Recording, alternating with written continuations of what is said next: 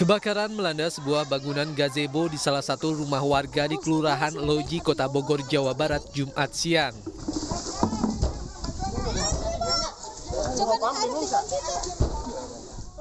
Kencangnya hembusan angin membuat kobaran api nyaris merambat ke atap gedung sekolah dasar yang berada di sebelahnya.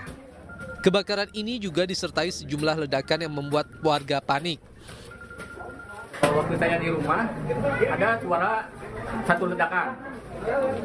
Perkirakan saya, itu ledakan dari pembakaran sampah. Ternyata kedua ledakan lagi terpercik api dan asap tebal. Asap tebal 15 menit baru terjadi api besar. Api besar terus membakar semua. Ada kira-kira ada 4-5 ledakan. 4 unit mobil pemadam kebakaran yang diterjunkan sempat kesulitan menjangkau lokasi lantaran akses jalan yang sempit. Diduga penyebab kebakaran akibat korsleting listrik. Yang terbakar gazebo yang sehari-hari dipakai untuk mengaji. Yang terdampaknya gazebo saja dan kendaraan 1 unit merek Avanza terimbas dari panas sebelah kanan yang terbakar. Sementara informasinya korsleting listrik. Tidak ada korban jiwa dalam kejadian ini, namun 1 unit badan mobil nyaris hangus terbakar dan diperkirakan kerugian akibat kebakaran ini mencapai ratusan juta rupiah. Dari Bogor, Jawa Barat, Andi Firmansyah, iNews melaporkan.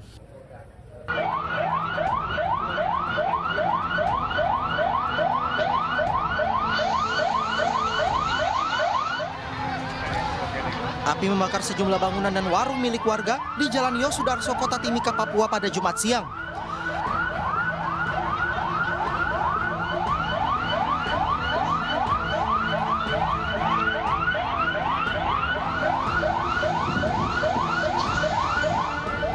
Polisi dan warga bahu-membahu mengeluarkan barang berharga milik para pedagang untuk mengantisipasi merambatnya api ke bangunan lain.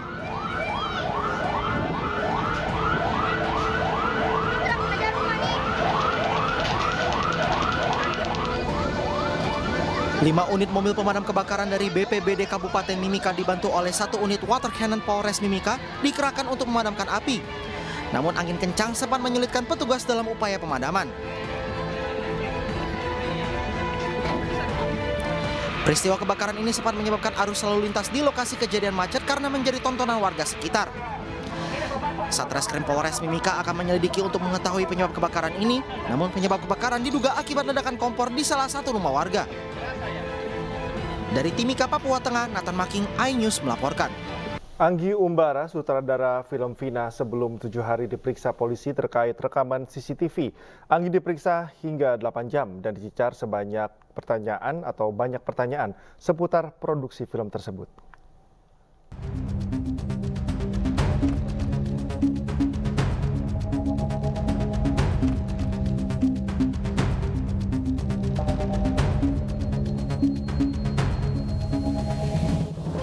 Sutradara film Vina, sebelum 7 hari, Anggi Umbara diperiksa selama hampir 8 jam oleh Polda Jawa Barat. Anggi dicecar sedikitnya 20 pertanyaan oleh penyidik.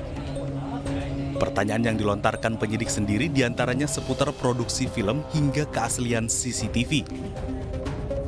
Pasalnya, publik sempat dikejutkan dengan beredarnya tangkapan video CCTV yang diduga merupakan CCTV di lokasi kejadian tahun 2016. Kemunculan potongan video CCTV tersebut mencuatkan tanya, mengapa rekaman CCTV tersebut tidak dijadikan alat bukti yang bisa mengungkapkan pelaku yang sesungguhnya. Poinnya ya ini, mereka juga mau tahu kita dapat ceritanya dari mana, dari versi yang mana, apa segala macam. Terus ya detail-detail pembuatan filmnya. Karena tadi juga dikasih lihat ada yang CCTV itu kan ternyata bukan CCTV gitu, ternyata emang kita lagi syuting direkam gitu. Nah itu yang dijadiin CCTV dan jadi hoax lah gitu, disebar CCTV. Ya saya konfirmasi, oh ini yang kita lagi syuting, ini juga syuting identifikasi. Jadi ya hoax ya, karena itu dari hasil syuting kita. Karena kan bisa kelihatan kan jaketnya kan beda tuh kan. Terus ada lampu gitu kan. ya pastilah bagus syuting. Tapi ada juga yang beda dari yang dikasih untuk syuting. Yang dikasih untuk saya sih nggak ada, yang gitu saya tuh yang hasil syuting semua. Jadi dari orang dari ngevideoin gitu. Sebelumnya, Anggi Umbara dilaporkan oleh Asosiasi Lawyer Muslim Indonesia atau ALMI ke Mabes Polri lantaran dianggap menyebabkan kegaduhan dan berpotensi memengaruhi proses hukum. Terkait dengan film Vina ini yang lagi viral. Kenapa kami dari Asosiasi ALMI ini melaporkan itu karena kami anggap, kami juga membuat kegaduhan di dunia publik, baik itu di media sosial atau dan lain-lain, ya kan? Kenapa? Karena nanti viral film ini kemudian proses penyidikan sementara berjalan. Karena ada proses sementara berjalan di Polda Jawa Barat yang belum berkekuatan hukum tetap. Yang kami anggap bahwa jangan sampai gara-gara film ini kemudian itu ada penggiringan opini yang akhirnya bisa mempengaruhi teman-teman penyidik, ya kan, teman-teman kepolisian, bahkan sampai majelis hakim yang mulia ketika memutus perkara ini. Namun, Anggi Umbara menanggapinya dengan santai. Menurutnya, laporan yang ditujukan kepadanya itu tidak ada dasarnya. Pertama, pelaporan terhadap filmmakers gitu ya, kriminalisasi terhadap sebuah film gitu ya, dan filmmakersnya itu konyol sih menurut saya sih, kocak lah itu kata-kata kocak lah, maksudnya nggak ada dasarnya gitu. Film yang udah lulus sensor, udah mendapatkan izin dari lembaga negara loh yang mengizinkan dan memberi rating khusus 17, oke, itu rating yang bagus, cocok untuk itu gitu kan. Ya apa yang diganggu-gugat lagi gitu, udah sah menurut hukum negara. Tim Liputan iNews melaporkan.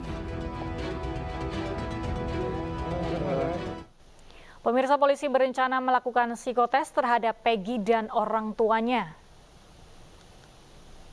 Pemeriksaan psikotes terhadap Peggy, tersangka kasus pembunuhan Vina dan Eki, akan dilakukan Direktorat Reserse Kriminal Umum Polda Jabar. Tak hanya Peggy, penyidik juga akan mengundang orang tua Peggy Setiawan guna menjalani psikotes di Polda Jabar.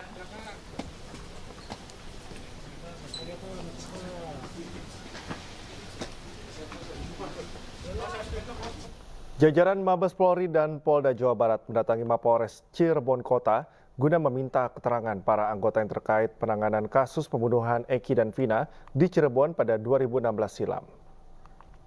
Pemeriksaan berlangsung hingga larut malam secara tertutup sehingga awak media tidak diperkenankan untuk meliput. Pintu gerbang masuk Mapolres ditutup dan dijaga ketat. Pada Kamis malam sekitar pukul 12, sejumlah kendaraan Mabes Polri dan Polda Jawa Barat keluar dari Mapolres Cirebon Kota. Kabarnya dalam pemeriksaan tersebut, Ibtu Rudiana, ayah dari almarhum Eki, turut diperiksa.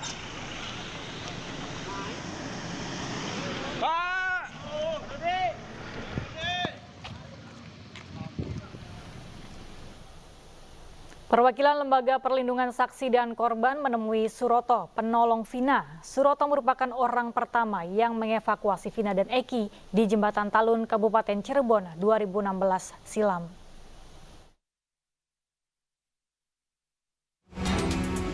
Suroto, penolong Vina, diperiksa Lembaga Perlindungan Saksi dan Korban pada Jumat siang. Dirinya diperiksa secara tertutup di kantor desa Kecomberan Talun selama 1 jam oleh 2 anggota LPSK. Pemeriksaan dilakukan guna meminta keterangan Suroto sebagai saksi yang pertama kali mengevakuasi dan menolong Vina dan Eki saat tergeletak di flyover Talun, Kabupaten Cirebon, Jawa Barat pada tahun 2016 silam. Dalam pemeriksaan ini, LPSK meminta keterangan Suroto seputar kejadian saat menolong korban, serta menanyakan kemungkinan adanya intimidasi terhadap dirinya. Tadi ada berapa ya? 4 atau 5 tadi ya? Apa aja tuh Pak kalau boleh tahu? Intinya bila mana saya ada yang intimidasi ya, ada yang neror, jadi segeralah untuk melaporkan ke LPSK. Kalau sejauh ini ada nggak Pak intimidasi? Oh, belum ada. Suroto berharap kasus pembunuhan Vina dan Eki dapat segera menemukan titik terang dan secepatnya terselesaikan. Dari Cirebon, Jawa Barat, Miftahudin, iNews melaporkan. Dalam kesempatan wawancara bersama rekan Abraham Silaban, saksi penolong Vina Suroto menjelaskan bahwa motor yang dikendarai Vina dan Eki tidak mengalami kerusakan dan lokasi dalam film berbeda dengan aslinya. Saya nanti akan ke Bapak lagi Pak. Tapi saya belum ukur ini Pak. Jarak antara Vina, Eki, dan sepeda motor ya. Ini kita harus ukur terus Pak. Tapi kita harus berhati-hati Pak ya. Kita ukurnya lurus aja Pak. Nah, tolong jangan dilepas Pak ya. Saya coba ukur nih. Pemirsa, jarak antara Vina dan sepeda motor karena yang paling dekat. Candain dulu 5 meter itu. Oke, 5 meter. Melintasi sini. 3 meter ya Pak? 3 meter Pak. Oke, berarti 8 meter ya Pak? Oke. Nah, dari sini jarak 8 meter. Ini sepeda motornya Pak ya? Betul. Bapak bawa kemana motornya? Ke sini? Ke pinggir Pak, ke pinggir. Ke sini? Iya, pinggir sini. Oh, sebelah sini berarti ya Pak ya? Bapak dorong motornya? Dorong, masih bagus motor, nggak luka, nggak apa. Oke. Sepeda motor sudah pindah ya Pak ya? Sudah pindah. Artinya kita pindah, kita tandain di sini sepeda motor sekarang.